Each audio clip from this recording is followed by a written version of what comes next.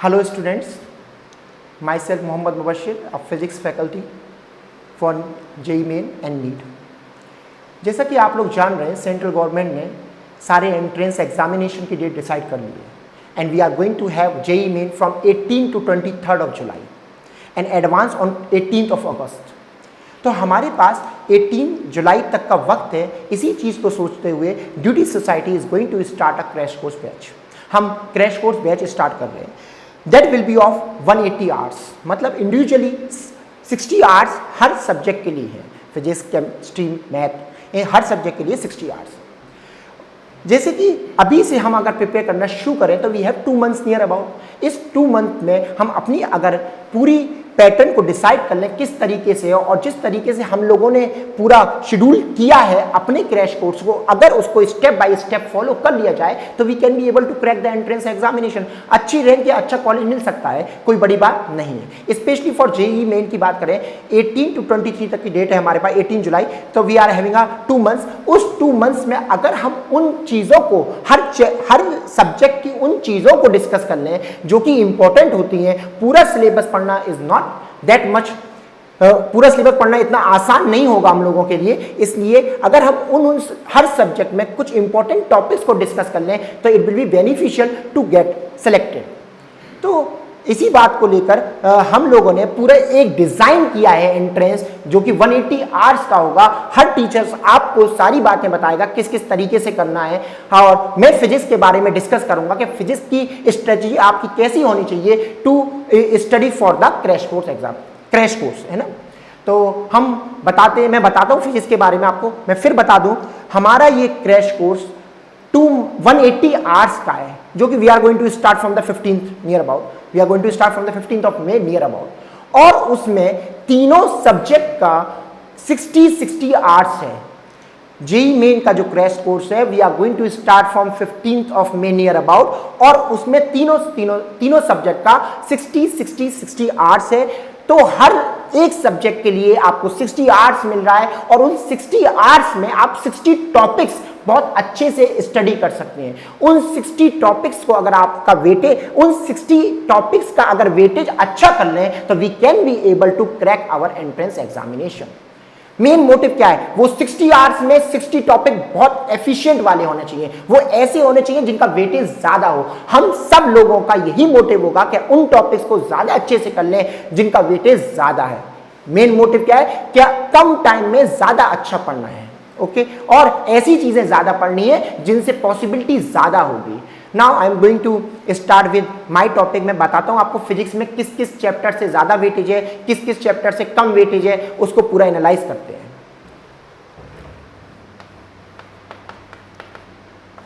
JEE main plus advance. तो JEE main plus advance, जैसे मैं फिजिक्स में आपको बता दूं, फिजिक्स, केमिस्ट्री और मैथ की ओवरव्यू में बात करें तो वी आर हैविंग 75 क्वेश्चंस। हर सब्जेक्ट के 25 क्वेश्चंस हैं। फिजिक्स के 25, केमिस्ट्री के 25 और मैथ के भी 25। और आपको ये पता होगा कि 20 क्वेश्चन जो आ रहे हैं JEE मेन में वो सिंगल करेक्ट आ रहे हैं, और 5 क्वेश्चन जो आ रहे हैं वो इंटीजर टाइप है, जिनका कोई ऑप्शन नहीं होता, तो उनके लिए कोई नेगेटिव मार्किंग भी नहीं होती। आप सुन लीजिए कि JEE का पैटर्न चेंज हुआ है लास्ट ईयर से। तो JEE मेन में जो सवाल आते हैं वो 75 क्वेश्चन तो आते हैं। 25 question from physics, 25 question from chemistry and 25 question from math. और 25 क्वेश्चन में से जो 20 क्वेश्चन होते हैं वो 20 क्वेश्चन सिंगल ऑप्शन करेक्ट होते हैं, और 5 क्वेश्चन इंटीजर टाइप होते हैं। ये ओवरऑल मैं बता रहा हूं आपको JEE मेन के लिए। और 5 क्वेश्चन जो इंटीजर टाइप होते हैं उनके लिए कोई नेगेटिव मार्किंग नहीं होती, because they do not have any options. जिसमें ऑप्शन नहीं होता उसके लिए नेगेटिव मार्किंग क्या? जिसमें कोई आप उसमें कोई ट्रिक नहीं लगा सकते, कोई तुक्का नहीं लगा सकते, तो उसके लिए ऑप्शन की जरूरत, उसके लिए कोई नेगेटिव मार्क्स नहीं कटेंगे। तो इन 25 क्वेश्चंस जो है, ये लास्ट ईयर ही चेंज हुआ है। इन 25 क्वेश्चंस जो हैं, तो हम फिजिक्स की बात करेंगे। फिजिक्स में बात करें 25 क्वेश्चंस की ओवरऑल सिलेबस से, मतलब समझ रहे हैं आप सिलेबस कितना वाइड है और क्वेश्चंस केवल 25 आ रहे हैं। सिलेबस बहुत वाइड है तो क्वेश्चन केवल 25 आ रहे हैं। अब जो अच्छा सवाल होता है वो कभी भी अकेले एक चैप्टर से नहीं बनाया जाता। कभी भी कोई सवाल जेई में, स्पेशली हम जेई की बात करें, जेई में स्टैंडर्ड ऑफ पेपर थोड़ा टफ होता है in comparison to NEET. JEE में कोई भी सवाल अकेला एक चैप्टर से नहीं बनाता। टफ सवाल, इजी भी सवाल आते हैं, टफ सवाल कभी भी एक चैप्टर से नहीं बनाता, उस सवाल में 2 चैप्टर का लिंक होता है। इसलिए हम ऐसे सवालों को अभी अपने ध्यान से ओमिट करेंगे, अपने ध्यान से हटाएंगे, हम उनको फोकस ज्यादा करेंगे जो अकेले इंडिविजुअल चैप्टर्स पे डिपेंड है। अगर जो अकेले इंडिविजुअल चैप्टर्स पे डिपेंड है तो उस चैप्टर को पढ़ के उन सवालों को लगाना बहुत आसान होगा। और उन सवालों को जो कि एक से ज्यादा चैप्टर से लिंक होते हैं, जैसे मैकेनिक्स है, मैकेनिक्स में जो सवाल आता है वो कभी अकेले चैप्टर से नहीं आता, वो उसमें 2-3 लॉजिक होता है। वर्क है तो वर्क में फ्रिक्शन का भी यूज हो रहा होगा, अगर हम वर्क वाले सवाल को देखेंगे तो उसमें फ्रिक्शन का भी यूज हो रहा होगा। इसका मतलब ये हुआ इन 25 क्वेश्चन में से आप मान लीजिए 15 क्वेश्चन ऐसे होते हैं जो आसानी से हम सॉल्व कर सकते हैं। अगर हमें बेसिक स्टडी की है, बेसिक स्टडी हमने की है तो हम आराम से 15 क्वेश्चन कर सकते हैं। जैसे हम एक ब्रांच देखें, जैसे मैं आपको सबसे पहले बताता हूं हीट एंड थर्मोडायनेमिक्स।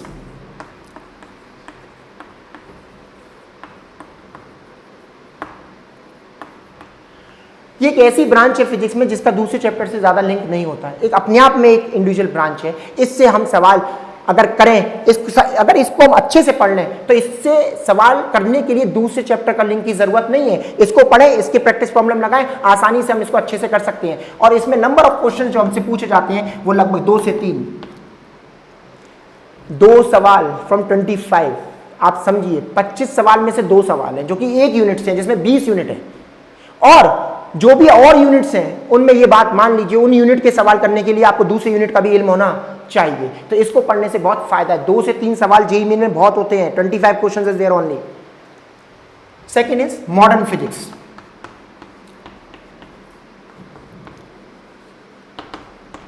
अगर हम मॉडर्न फिजिक्स की बात करें, मॉडर्न फिजिक्स एक पूरी अपनी 12th की ब्रांच है, ये 11th का पार्ट है। मॉडर्न फिजिक्स 12th की ब्रांच है, वो भी बहुत सबसे आसान यूनिट कोई पूछी जाए पूरी फिजिक्स में वो क्या होती है, उस पूरी यूनिट का सबसे आसान यूनिट का नाम है मॉडर्न फिजिक्स। इससे बहुत ज्यादा आजकल सवाल आ रहे हैं, सबसे ज्यादा वेटेज इसी का है, इससे ज्यादा वेटेज पूरे सिलेबस में किसी का नहीं होता। तो मॉडर्न फिजिक्स से we are going to have near about 3 to 4 question. मैं बता रहा हूं ये मैक्सिमम पॉसिबिलिटी है, 2 भी आ सकते हैं, 3 भी आ सकते हैं, 3 से 4 सवाल आने तक की गारंटी है। लास्ट अगर हम देखें प्रीवियस ईयर का पैटर्न तो 12 तारीख वाले पेपर में, 8 वाले तारीख वाले पेपर में 4 सवाल थे मॉडर्न फिजिक्स से। इस मॉडर्न फिजिक्स में हम एक इंडिविजुअल टॉपिक भी होता है, इसका नाम होता है सेमीकंडक्टर, वो भी डिस्कस करेंगे। ओके, अब एक यूनिट होती है units and dimension.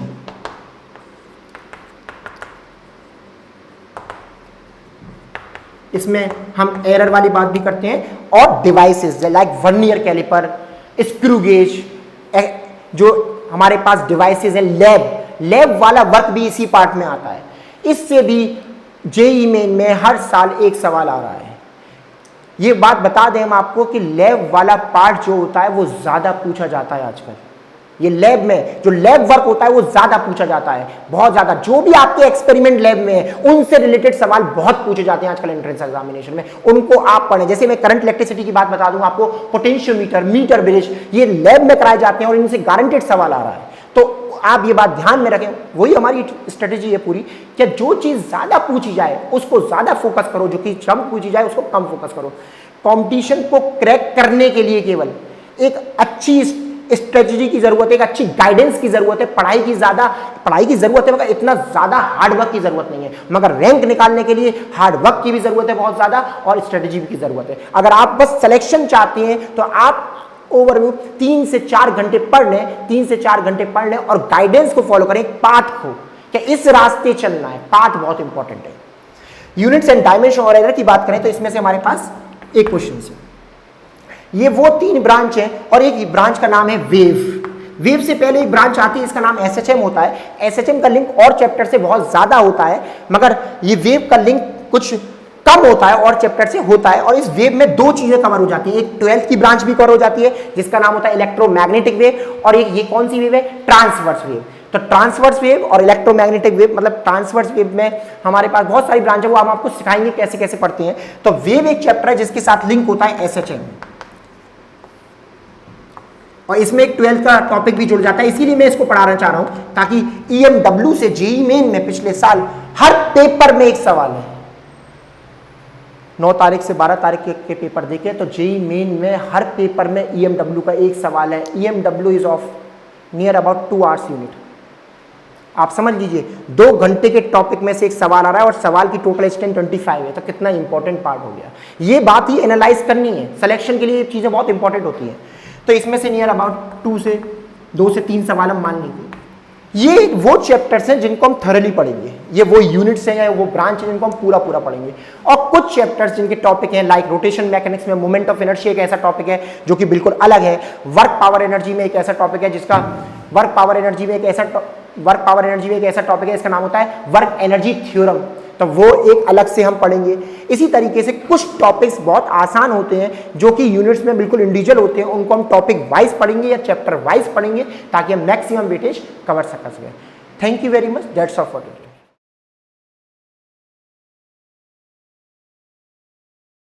Hello students, I am कुशवार्षणे, mathematics faculty at duty society.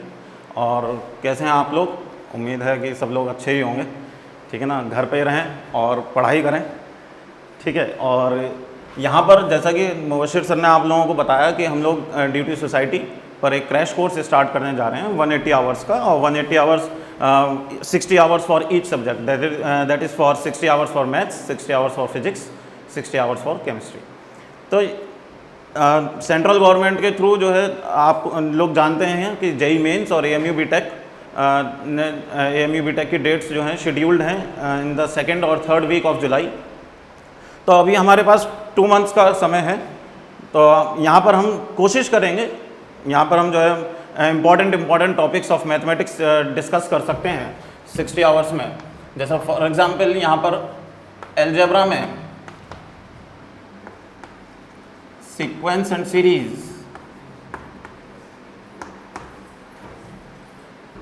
इससे हर साल 1 से 2 क्वेश्चंस जेई मेंस में और plus AMU BTech। JEE mains में भी हर साल 1 से 2 क्वेश्चन सीक्वेंस एंड सीरीज से आते हैं और AMU BTech में भी 1 से 2 सवाल का वेटेज इसमें रहता है सीक्वेंस एंड सीरीज का। सिमिलरली बाइनोमियल थ्योरम,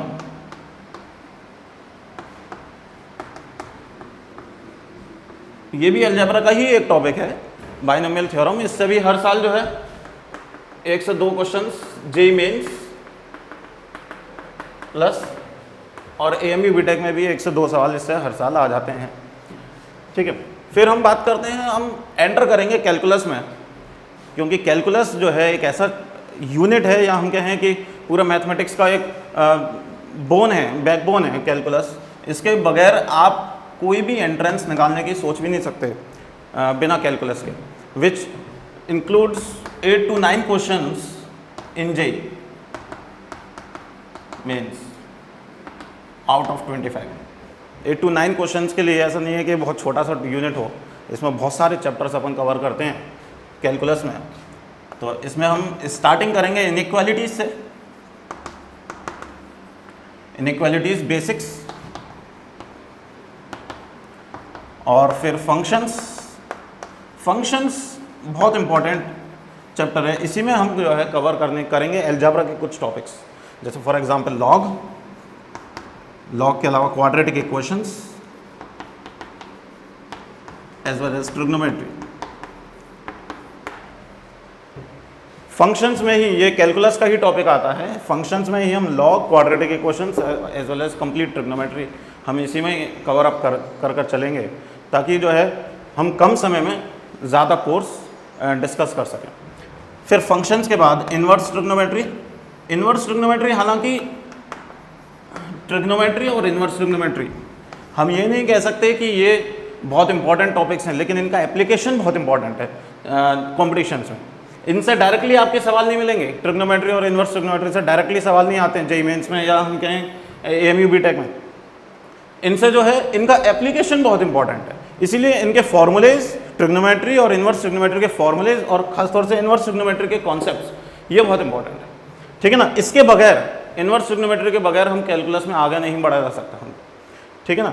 इसको पढ़ना बहुत इंपॉर्टेंट है फॉर कैलकुलस, ठीक। फिर कैलकुलस में आगे हम बढ़ते हैं LCD, limits, continuity and differentiability. Limit से अगर हम बात करें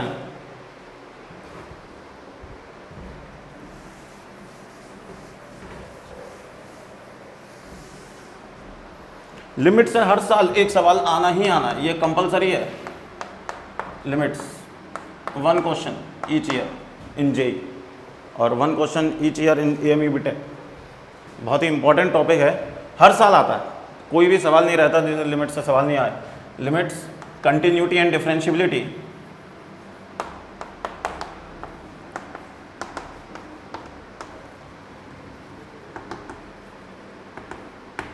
ये छोटे छोटे टॉपिक्स हैं। कंटिन्यूटी एंड डिफरेंशियबिलिटी हम इसको जो है 1 और 2 आवर्स में जो है कवर अप करेंगे।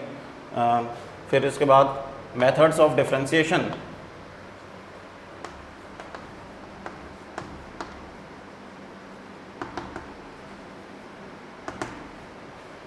ये टॉपिक ऐसा है मेथड्स ऑफ डिफरेंशिएशन कि मोस्ट ऑफ द स्टूडेंट्स इसको जानते ही हैं, तो हम इसको बहुत ही क्विकली हम इसको आगे बढ़ाते हुए चलेंगे।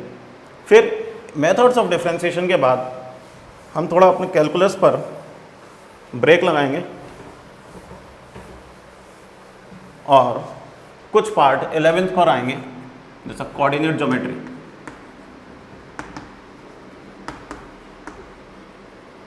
कोऑर्डिनेट ज्योमेट्री जो है around 6 to 7 questions, 5 to 6 questions और 6 to 7 क्वेश्चंस। किसी उसमें क्या कहते हैं, स्लॉट में 6 क्वेश्चंस भी आ सकते हैं, किसी में 4 to 5 क्वेश्चंस भी आ जाते हैं। इसका कोई ज़्यादा हार्ड एंड फास्ट रूल नहीं है कि भाई 6 to 7, इससे कम भी हो सकता है। ठीक, कोऑर्डिनेट ज्योमेट्री में आपके straight lines basics, straight lines and circle and conic section. Conic section ये ठीक। और फिर लास्ट में हम जो है वेक्टर्स एंड 3D में से भी हम कुछ पार्ट डिस्कस करेंगे, ठीक है ना। इसका भी 2 to 3 क्वेश्चंस का वेटेज रहेगा। बाकी इंटीग्रल कैलकुलस हम कोशिश करेंगे कि integral calculus with in time हम और डिस्कस कर सकें। इतना ही जो है मैं समझता हूँ 60 आवर्स में हम कवर अप करवा पाएंगे, ठीक है ना। That's all and all the best for your exams.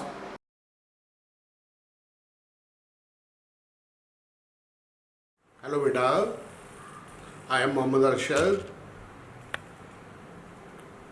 I have around 17-year teaching experience from different institute like Akash Institute in Delhi, SAD Institute, Batla House Delhi, Mission PMT, Target PMT, Beacon Institute, Noida, RDM Institute, Delhi, and around 3-year experience in Duty Society. अब देखो बेटा जरा, हम JEE और MU BTech के लिए आज एक क्रैश कोर्स स्टार्ट करने जा रहे हैं। उस कोर्स के लिए हम कैसे प्लान करेंगे, क्योंकि कम टाइम के अंदर बिना प्लान के आप कभी सक्सेस हासिल नहीं कर सकते, है ना। तो हम प्लान आपको बता रहे हैं कि हम अपने सब्जेक्ट को किस टाइप से लेकर चलेंगे। हमने जो तैयार किया है बेटा, ये 60 आवर्स के पर सब्जेक्ट हमने इसको टाइम दिया है।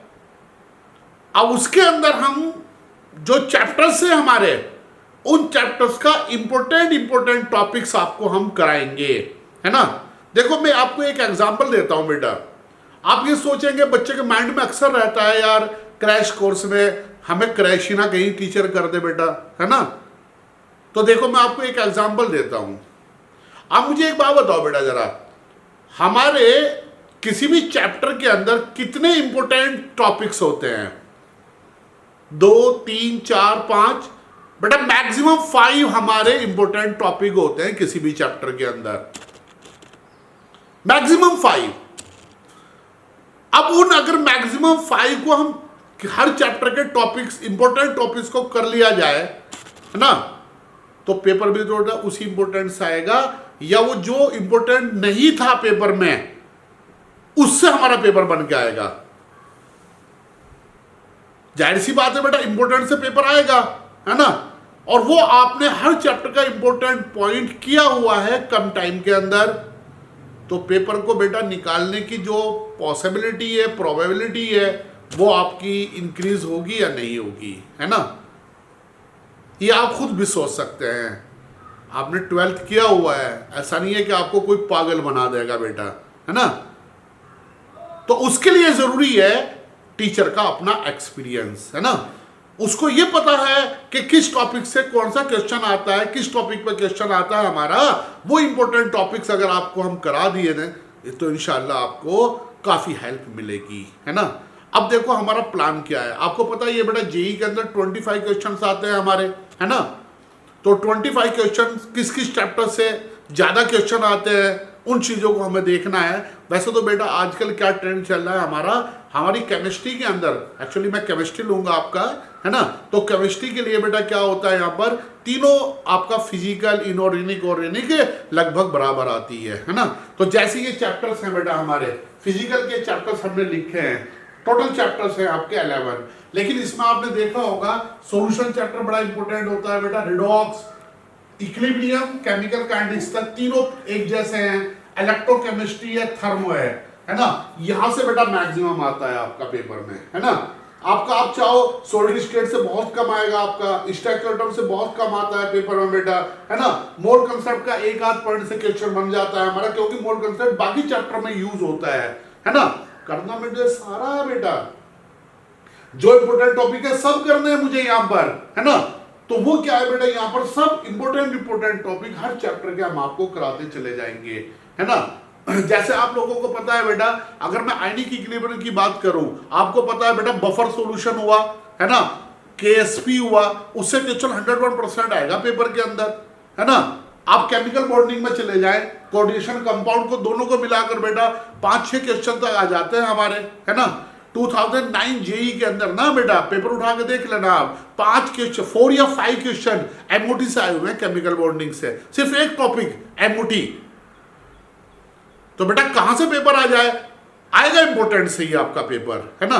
तो इस तरह से बेटा हमें क्या करना है, हर चैप्टर में, जैसे इनऑर्गेनिक के अंदर ये इंपोर्टेंट चैप्टर्स है बेटा, इनको हम कराएंगे आपको, है ना। ऑर्गेनिक के अंदर बेटा जीओसी बहुत इंपॉर्टेंट है बेटा, आइसोमेरिज, आईपैक नेमिंग, आधी ऑर्गेनिक तो इसी से आ जाती है बेटा जेई के अंदर, है ना। बाकी जो हमारे इंपॉर्टेंट रिएक्शंस हैं, जो चैप्टर्स हैं हमारे, उनमें जैसे नेम रिएक्शंस होती है हमारी, है ना, हमारी कोल्बी रिएक्शन हो गई बेटा, है ना, हमारी एल्डोल कंडेंसेशन हो गया, हमारा रोजरमूल रिडक्शन हो गया बेटा, है ना। हमारे पास Hofmann bromide reaction as it is JEE में 2 साल पहले आई थी बेटा, रिएक्शन लिखी हुई है, उसके कोफिशिएंट लिखने थे वहां पर, है ना। तो मैक्सिमम जो पेपर बनता है वो नेम रिएक्शन से बनता है इनके अंदर से बेटा यहाँ पर, है ना। और ये वही कर सकता है बेटा जो टीचर बार बार पेपर देखता है ना, जिसने 8-10 साल 15 साल उसमें बिताए हों बेटा वहाँ पर, उसको उस चीज़ का एक्सपीरियंस होगा और उसी को आपको कराता जाएगा, है ना। तो इंशाल्लाह अगर आप लोग ज्वाइन करते हैं तो हम अपना एक्सपीरियंस आपको ट्रांसफ़र करेंगे, जिसकी आपको बहुत हेल्प मिलेगी इंशाल्लाह। ओके बेटा, थैंक यू।